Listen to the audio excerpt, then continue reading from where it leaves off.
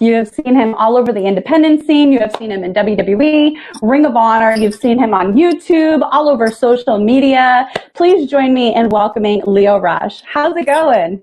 What's going on, Taylor? How you doing? This is pretty cool. I haven't seen you in years, literally years. So I I'm excited. know. I feel like, has it been about almost like, what, 4 years? I think even longer than that. I would say 5. I think about 5 years. That is insane. Time flies. Yeah, it really does. It really does. Well, I hope you and your family are staying safe during these like crazy times that we're in right now. Definitely. Yeah, yeah. Trying to Good. just stay as busy as possible, but in the house, obviously. Yes, that's very important, or else you're going to have to punch people in the face. Yeah. So Yeah. I was really excited to be able to actually sit down and talk with you because you have done and experienced so much since the last time I saw you. I Mm. mean, when I first met you, you were just coming into Ring of Honor, and I remember being backstage, and there were so many people that were so jealous of you. They were like, "Who is this kid? Who do he thinks he is? Automatically getting on this program?" And I'm just like, you guys are hating because he's not good. Like, just watch. It was so interesting, just kind of being like a fly on the wall, so to speak, and then kind of watching you grow into who you are today. Can you tell the people that are going to be watching and or listening about that journey that took you to today, essentially?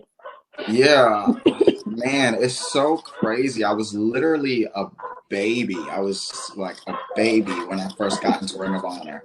And I feel like I've gone through so much even before that time of getting on Ring of Honor television. I went through a camp. Mm-hmm. I was told that, I didn't have enough experience, but they liked, what I was doing, but I just needed to get more experience. So I went out and I tried to make as big of a name for myself on the independent scene.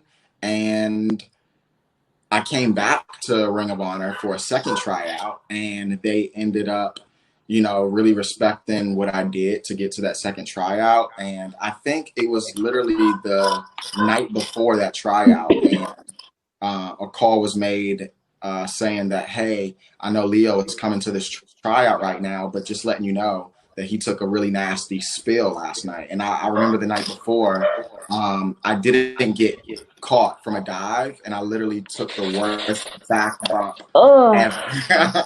So going into that tryout, I was hurt. But I managed to push through, and they knew that I got hurt the night before, and I think overall they just respected, my determination to be there, and it ultimately led to me, being signed to Ring of Honor, which was awesome. And I the got to top work with you prospects on my tournament, first right? match. Yeah, yeah, yeah. I remember that. That's crazy.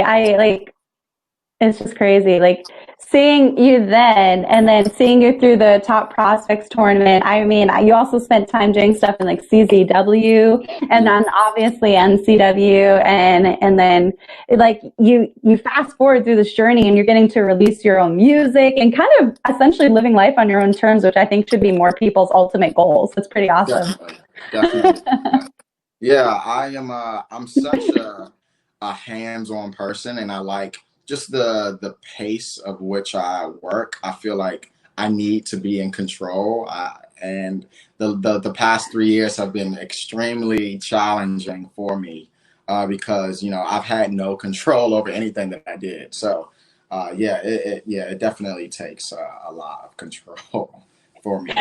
How did you learn that? Because obviously when you go from independence and then you go from one company to another, that's a completely different regime. That's a completely different change. You're in two different worlds essentially. And a lot of wrestling fans may not really understand exactly how that works. So for you, how did you learn to be essentially less hands-on and kind of in the hands of someone else?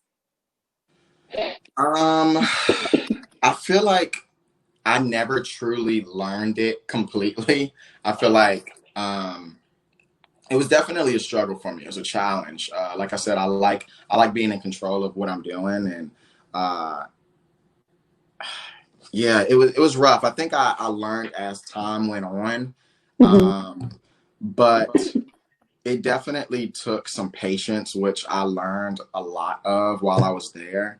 On the independent scene, my progression was solely based off of, my will to, uh, you know, do more, and it was strictly just based off of what I did. I had nobody else to blame but myself. If I didn't progress as fast as I wanted to, then I had to blame myself because I wasn't putting in enough work. But with the WWE, I feel like you put in so much work, you invest in yourself so much, but you cannot at all control your progress or how fast you make it into the ranks and what you want to be. And I feel like that was my biggest challenge. I feel like I did so much, and I kind of feel like I came from a world where if you work hard, you get rewarded for it, and it was just kind of not that case there. That's not how the wrestling business works. Like, yeah. So, it's its own world. yeah, definitely. And not even just the WWE, but just like just playing sports like my whole life and making that transition into professional wrestling. It was definitely a struggle for me. Yeah, professional wrestling is definitely its own beast.